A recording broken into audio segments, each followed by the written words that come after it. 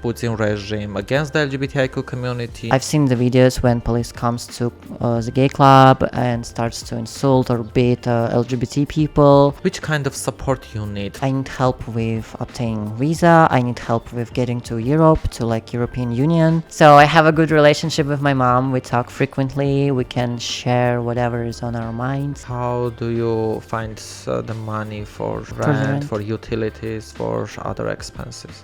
Like my subscribers really feeding me.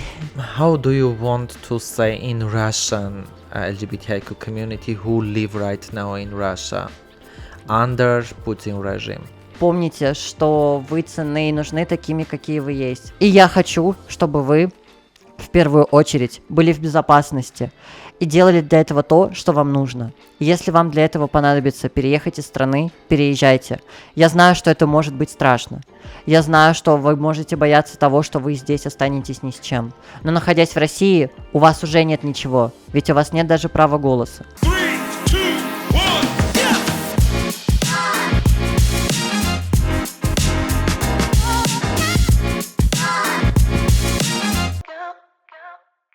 Բարև բոլորին, մեր հերթական բիո փոդքաստն է։ Այսօրվա իմ հյուրն է բլոգեր, տրանս ակտիվիստ Ռուսաստանից Միլանան։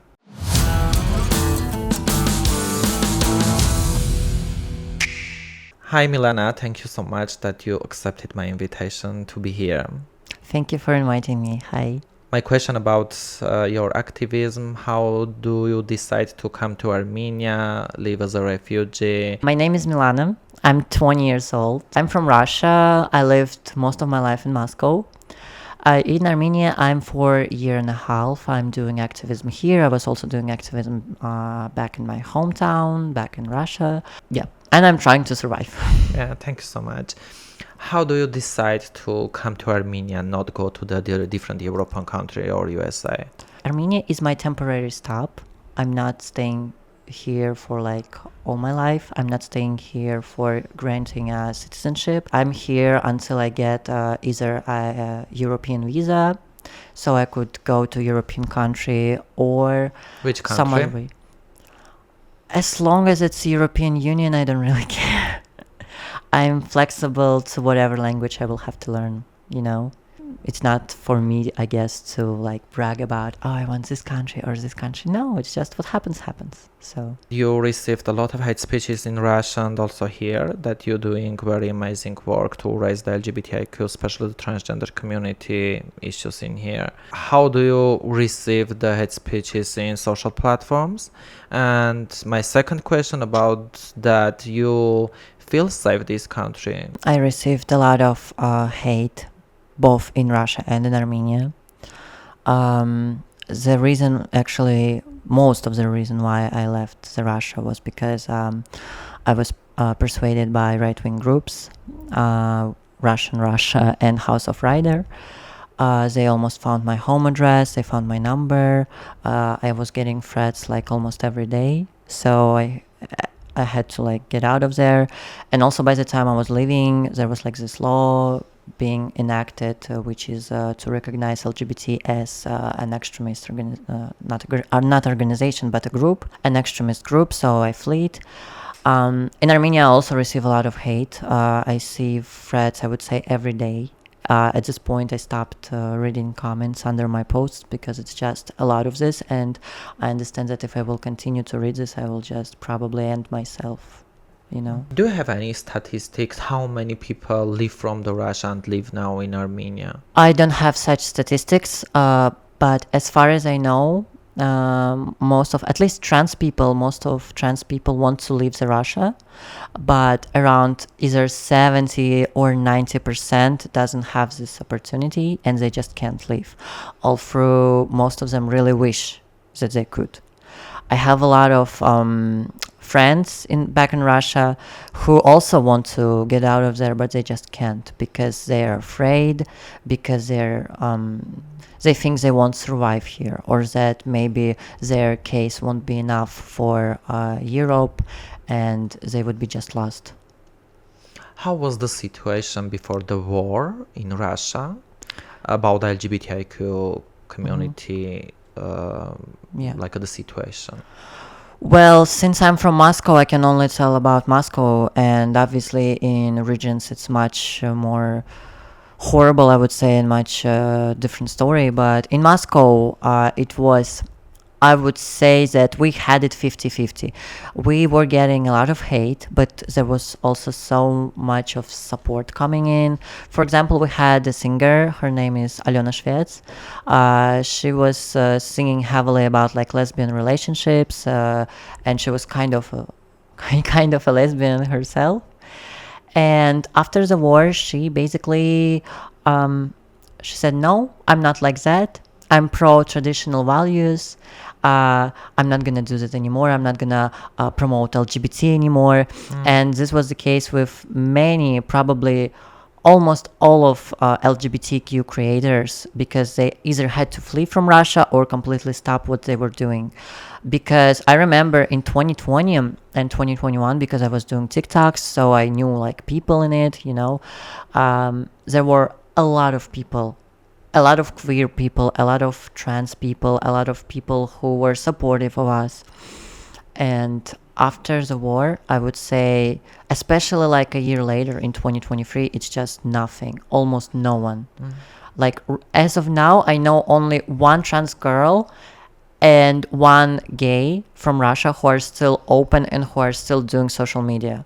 And before the war, it was like hundreds. Where you live now, what is the situation now about your physical and mental security? Should I say my address? Should I say my neighborhood? I don't live in the center of Yerevan, but I also don't live on outskirts. I live somewhere in the middle. And considering my physical safety, I live like in a private house. It's one floor, ground floor. And recently, like literally yesterday and another day, like 2 days ago, the kids were banging on my door.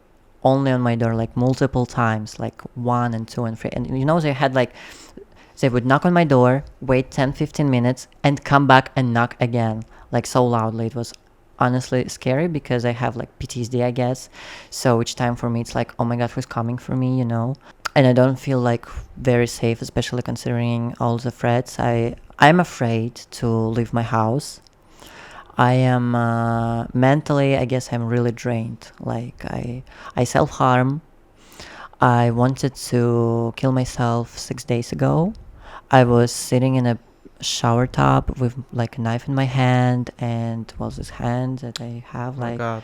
yes, because it's really hard for me. It's horrible. And I was thinking about actually like cutting my veins open, and it was just I barely managed not to do it.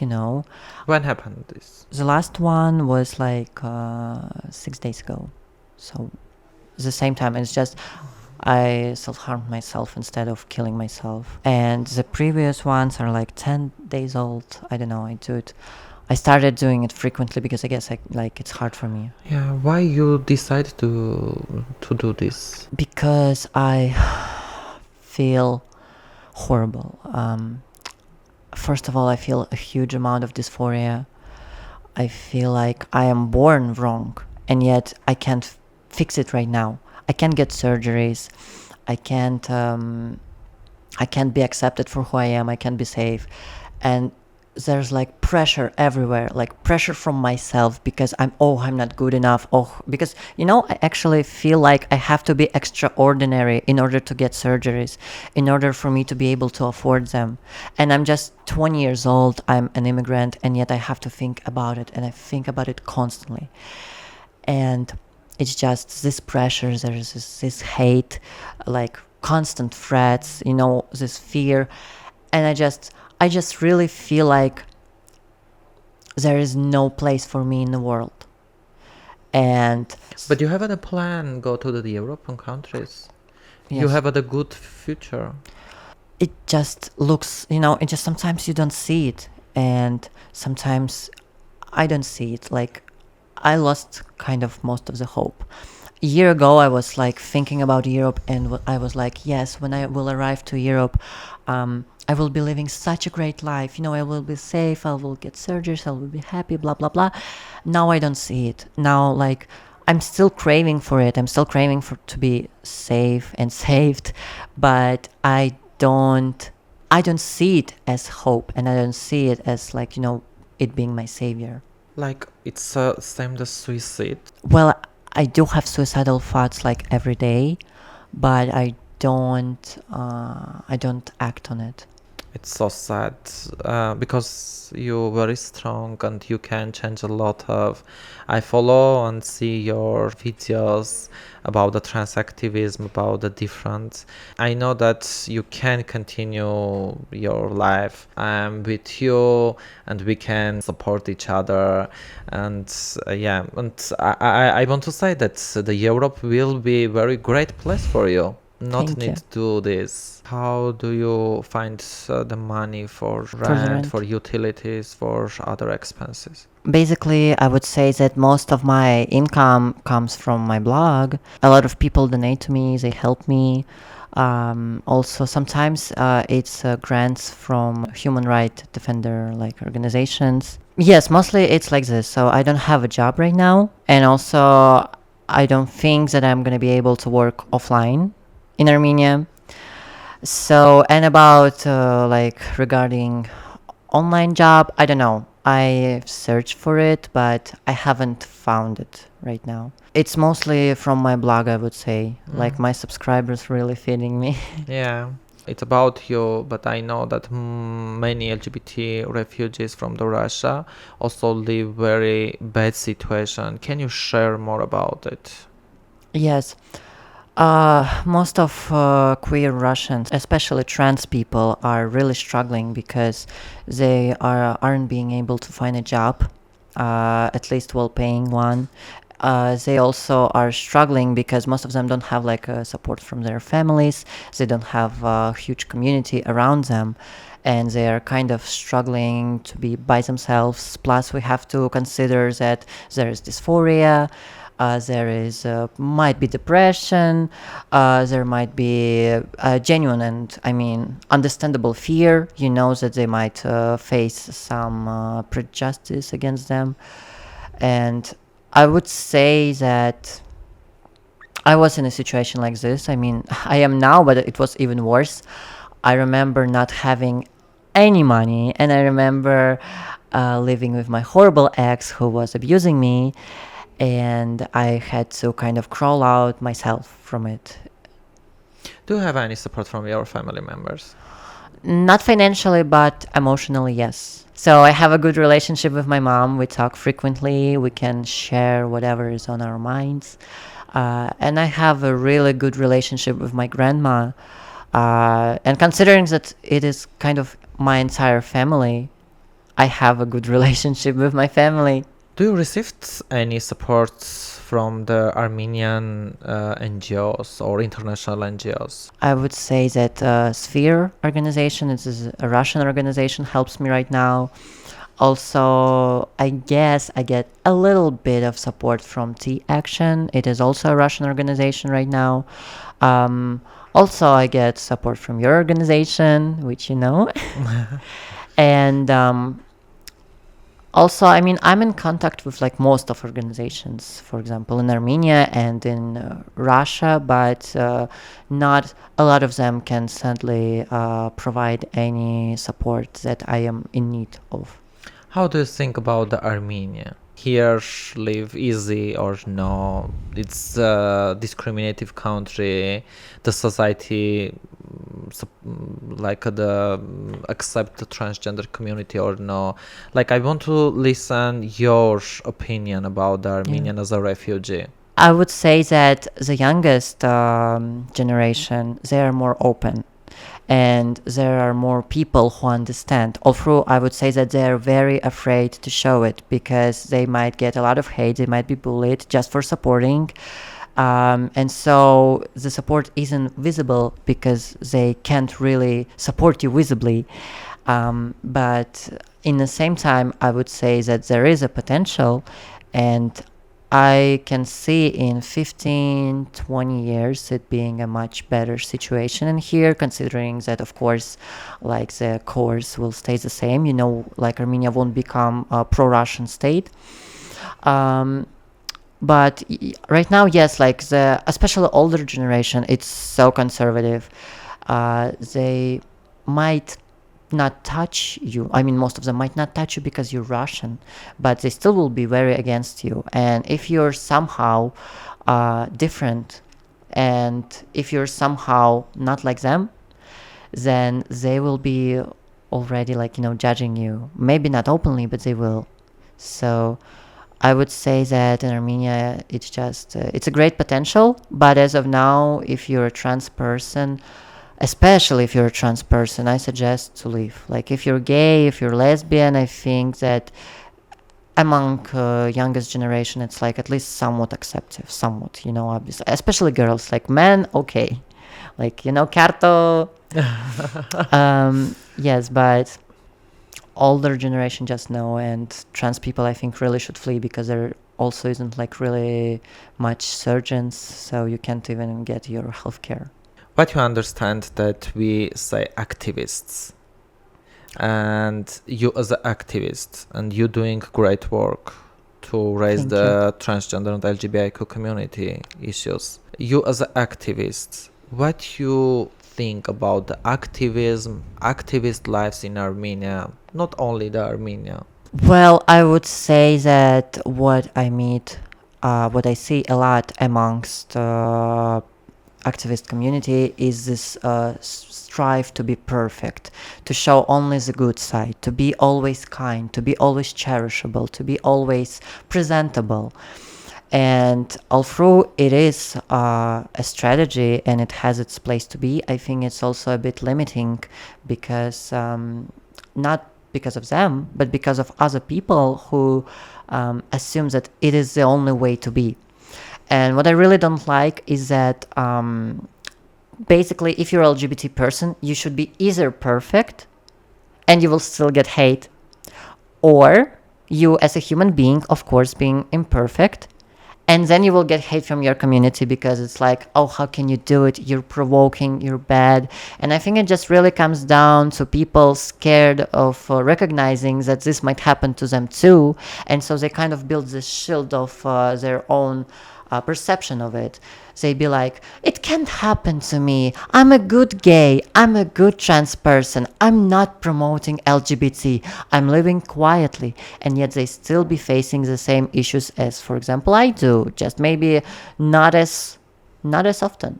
A lot of LGBTI community stay in the Russia. How is the situation?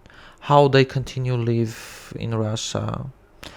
It is very hard and it is horrible, especially again for trans people. We have to recognize that trans people are like the most vulnerable group there is, because we also need healthcare, which we are deprived from in Russia. I read it like a Sphere report about LGBTQ rights in Russia and how they're living right now in 2025. And the situation is dire. For example, there are like out of trans people, 30% of them have money only to buy themselves food, nothing else. Like they're so poor. Of course, they can't leave the country. They can't even feed themselves. And there are more people who are becoming victims of violence. For example, if in 2022 it was around 30%, right now it's about 50%. So it's almost doubled this amount. If we talk about openness, it doubled down. Basically, if in 2022 it was around 50% who were open about themselves, now it's, I guess, around 40%. I can't remember the exact same number, but it's dropping rapidly. And I can tell by my experience because I've been sitting in TikTok. It was the most progressive social media. And I remember 2020. I remember that like it was almost a societal narrative to be supportive of LGBT, or at least, not touching them, because it's like, we're progressive. It's 21st century. There was this trend to be like liberated, and right now, it's just so much hate, especially towards trans people. Like if you're a trans person on TikTok, you're getting dragged through hell. The followers are from Armenia or different countries? I talk about Russia. Russia. Yeah, in Russia, like I would say that Armenia just didn't have such point where society was seeking to be more accepting of, for example, LGBTQ people.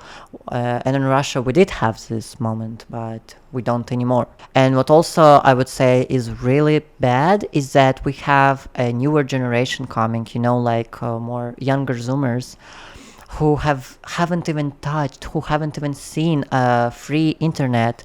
They are growing in this atmosphere of hate, and they have nothing else. They have no other alternative other than hating.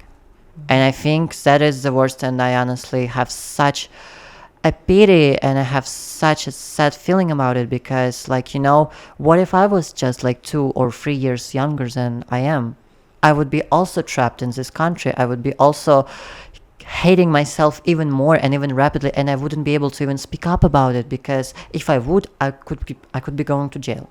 Milana, I know that the police arrested the LGBTIQ community. The government and the police closed all the clubs. It's happened sometimes right now against the LGBTIQ community. Do you know about this? Can you share more about this? Yes, I can totally share about this. I know one person who is a drag queen who was ambushed when she was in a club. The police came in with their raid, and as far as I know, she was personally insulted and beaten too. And in general, I've seen the videos when police comes to the gay club and starts to insult or beat LGBT people. And I just, honestly, when I watched these videos, I had a feeling that this was kind of the same situation in the Third Reich, when the so-called police was coming and hunting Jews down. And I honestly feel like it's the same in Russia right now. Yeah, because I know also that attorneys can protect the LGBTIQ communities in the police, in the court, because if advocate or attorney start the support the LGBTIQ community, also the police come and arrest it. I have one friend who is an attorney, and she was working in a LGBTQ organization. She was helping LGBTQ people to fight in courts, to get their justice. And she was telling me that in 2022, you could still bring up statistics about LGBTQ people. You could still argue about it. You could still talk about it in court freely, and you could still use it for, like, for example, justification, or some other like court stuff and procedures.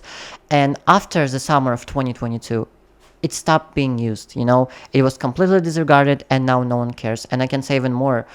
Right now, for example, there is this sex change ban in Russia, and you can't even change your documents anymore. But you can still do it if you win the court. If you go to court, if you have a trial, and if you win, you can change your documents.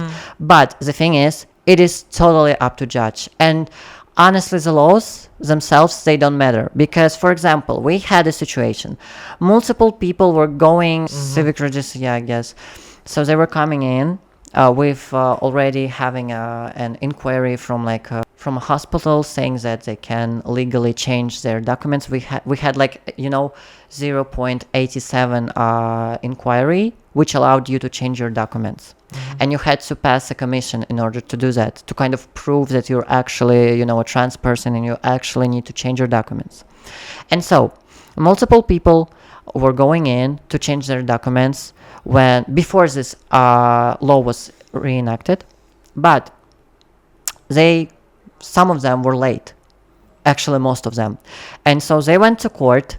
They pressed charges for their case to be viewed is before the laws, because they applied before the law has been enacted. So their situation had to be also done like how it would have been done before the law. But courts don't care about it, and civil registers also don't care about it.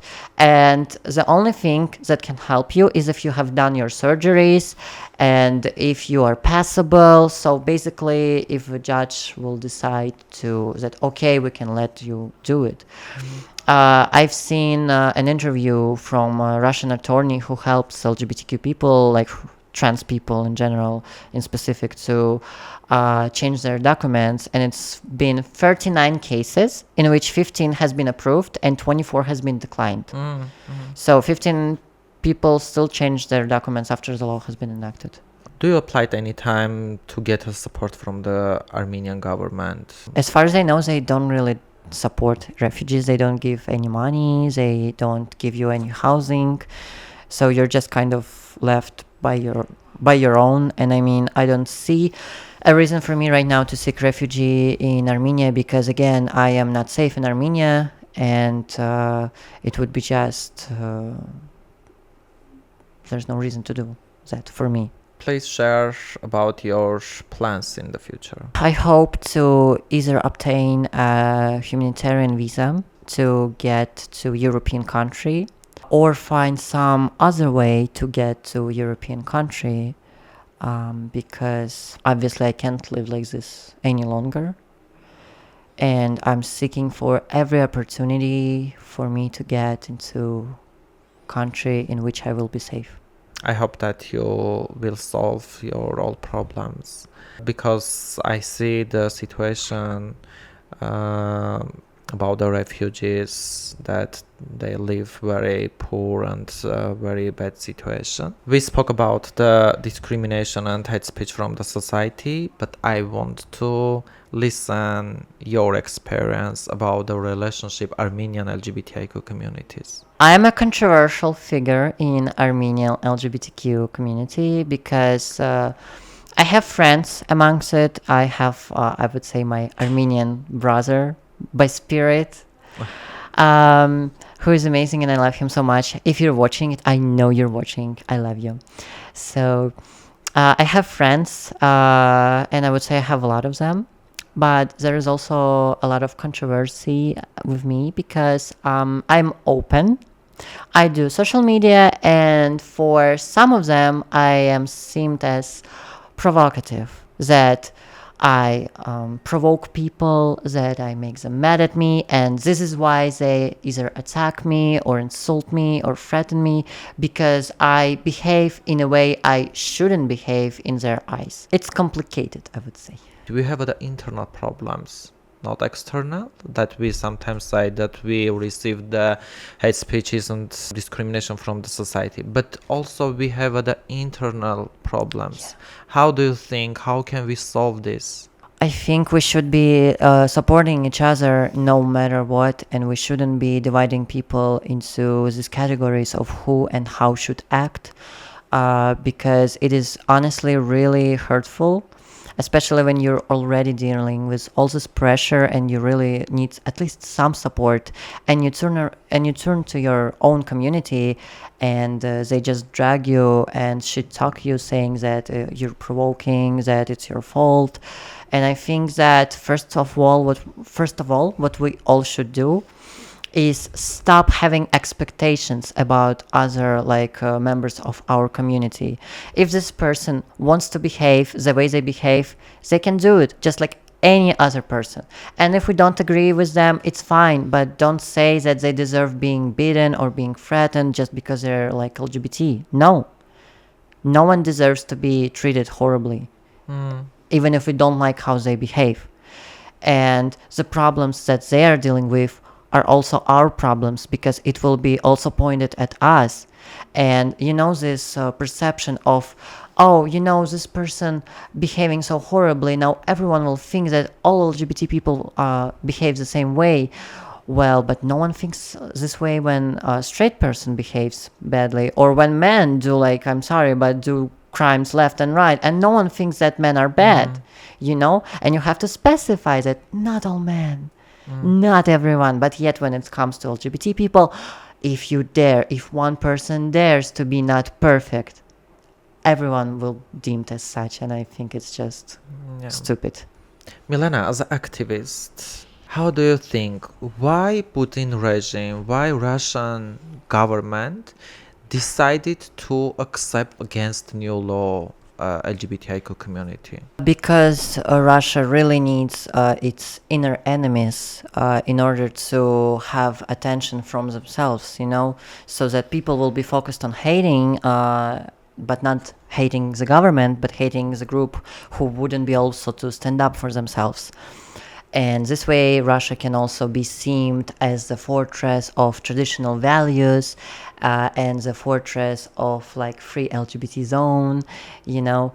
And I think it also has to do with overall repressions, because like if we normalize a group of people to be persecuted, we can also expand it later to like other people. For example, when they banned sex exchange in Russia, they have also tried at least to ban abortion rights, and in some regions you can't even get abortion. Yeah, I asked this question because I was in Russia. I have been in Russia, Moscow, 2018. It was really good that there was a lot of LGBTIQ clubs, the many places the LGBTIQ people live like not safe, but they live. Right now, more bad situation about the LGBTIQ situation, and I understand the Putin regime against the LGBTIQ community, new laws, yeah. So my next question about how do you think if Russian government decide to accept the LGBTIQ community and reject all these laws, you want to return back or no? First of all, we have to remember that reality has different plans from our fantasies, and I don't see in like nearby future that it will happen. Even, or I hope when Russia will lose the war against Ukraine, I think the regime will stay the same. Maybe they will change the face and there will be another president, but I think overall it will kind of stay the same. And even if they will revoke all these laws against LGBT people, we have to remember that there is a society, and we have to remember that it won't be like, oh, okay, yeah, sure, we lost the war, we have new president, okay, you can now have like LGBT marriages and whatever. No, it won't happen that easily, and it won't happen fast, you know. At least 20 years will have to pass in order for Russia to be like a Europe, like a European country right now. And I mean, it might not be a huge time in history, but for my life, it's like literally my life. I'm 20 years old now, so I don't want to wait and I don't want to come back. I honestly have a bit of trauma with Russians who are inside Russia, because I experienced so much hate, and what was worst is that I couldn't even speak up about it because I was scared to be persecuted. So I really don't want to go back. Even if they change it, I don't see it coming like soon. Can you share more about your experience about the Russian and Armenian societies? Like relationship, like the support from the perception. Perceptions, yeah. I would say that in Russia pre-war it was 50-50. There was this trend on being supportive, being acceptive, being liberative, or I don't know how to say it, like liberal, to be liberal, yes. And there was this kind of trend to be also free, you know, like freedom of expression. People were trying different things. So I would say in that department, it was better than obviously now in Russia, and it was better than now in Armenia, because we had a lot of open-minded people. Of course, we had a lot of stupid people as well, but it was somewhat balancing each other out. We obviously had a horrible government, we still do, but there was hope that we could change it. You know, there was hope that younger generation will come and everything will change for the better, which we can see right now. It was an illusion, sadly. And considering the community, I would say that Russian community was, again, if we're talking about past, it was also more like liberal. It was also like much more expressive. It was much more acceptive. I would say it was much more progressive. But right now, because of a lot of hate coming from the external, they also are turning against each other because they can't fight against the majority. They can't fight considering the laws that has been enacted. So I see it a lot with trans people, for example, like when one trans woman drugs another trans woman and she talks her because she's not passing or that she acts manly or etc. To kind of be like the good trans person or, being a good gay, but it just never really works. I know a lot of Russian refugees who lived here and stay in the Europe and different countries. Do you have any news from them, how they live in Europe and different countries? I have a few friends who are in Europe, and as far as I know, they are living freely, they are safe right now. But I also heard difficulties from them. For example, one of my friends, she's a trans activist, and she's in France right now. When she only have arrived in Paris, she was placed with Georgian straight man who was very transphobic towards her, and she literally had to ask multiple times to get switched with him. And I know that, for example, in asylum camps, they also place, for example, trans people and like Muslim people together, and sometimes it creates obviously like conflicts. And so I would say that it is also difficult, but my friends, at least, they are still, it's hard, but they are feeling that it is worth it. How do you want to say in Russian LGBTIQ community who live right now in Russia under Putin regime? First of all, I want to suggest them to save up money, to look for places they could emigrate as far as they can, as soon as they can. I want them to understand that it won't get better soon in Russia. It will probably 80% or 90% stays the same, even if Russia loses the war against Ukraine. And you really shouldn't have any illusions. You should accept that reality in Russia is harsh, and you should prepare yourself to flee. You should find yourself, you should build yourself a plan. You should build yourself. You should have some maybe remote skills. I would say focus on remote skills because it will help you and it will feed you anywhere you are. And if you are especially like a minor, if you're under 18, I really wish you the best. I really hope that they will be okay, that all trans people especially, and all gay, lesbian, bi people too. And just remember that life isn't like this, that there is actually much more, and the world is much bigger than it is presented to you right now. So probably this, that remember that no matter what, you are worthy, and if everyone tells you that you are not, maybe it's just that you need to change this everyone to someone better. Yeah. How do you find your hormones, the medicines? I buy them in the pharmacy. In Armenia? Yeah. It's easy? I got used to it. Although there were times in my life when I had to choose between hormones and food, and I chose hormones. I think what helps is that you can buy not a full package, but you can buy like some. For example, you can buy 2 packets of Divigel. You don't have to buy like this whole thing, which really helps. I spent on my hormones 30K per month.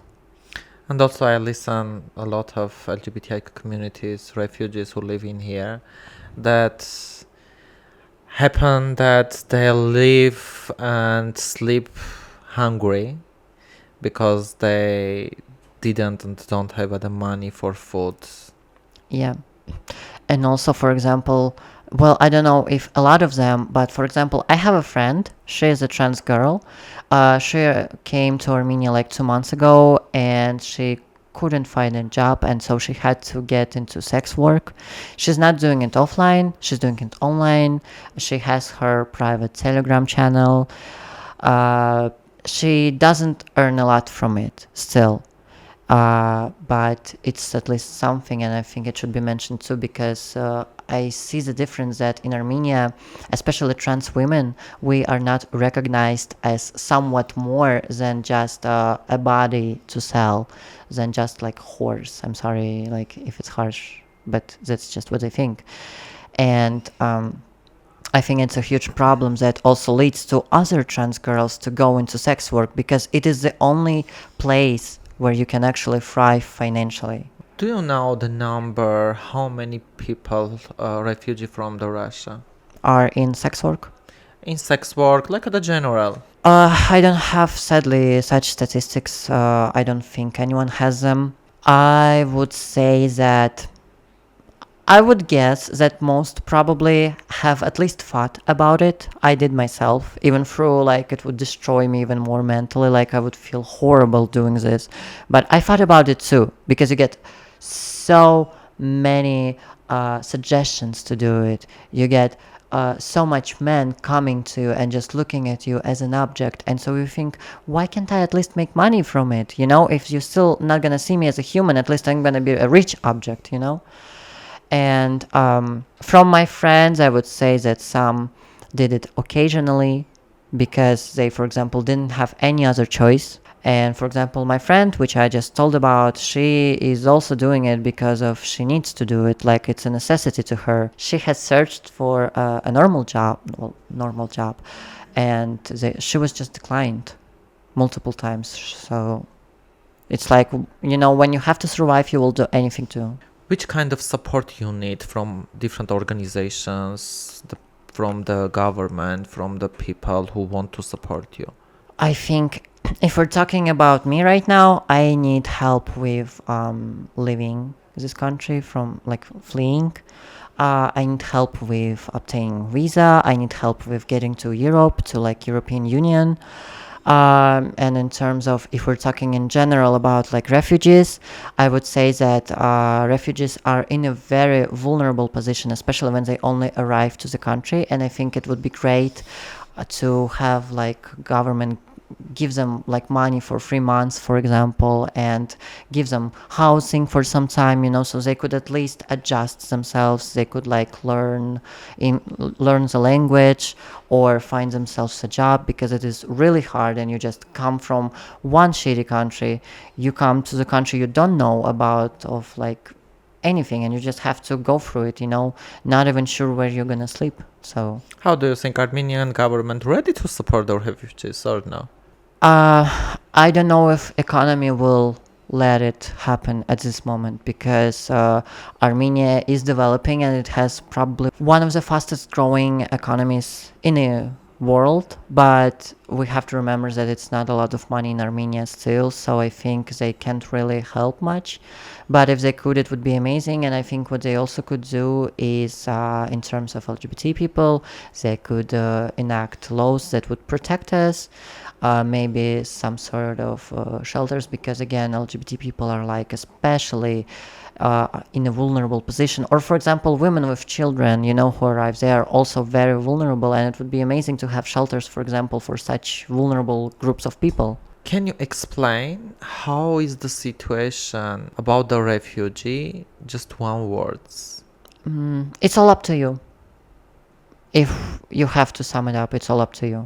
Can you explain how is the situation, general LGBTIQ community? Just one word. In Armenia. In Armenia. Bad.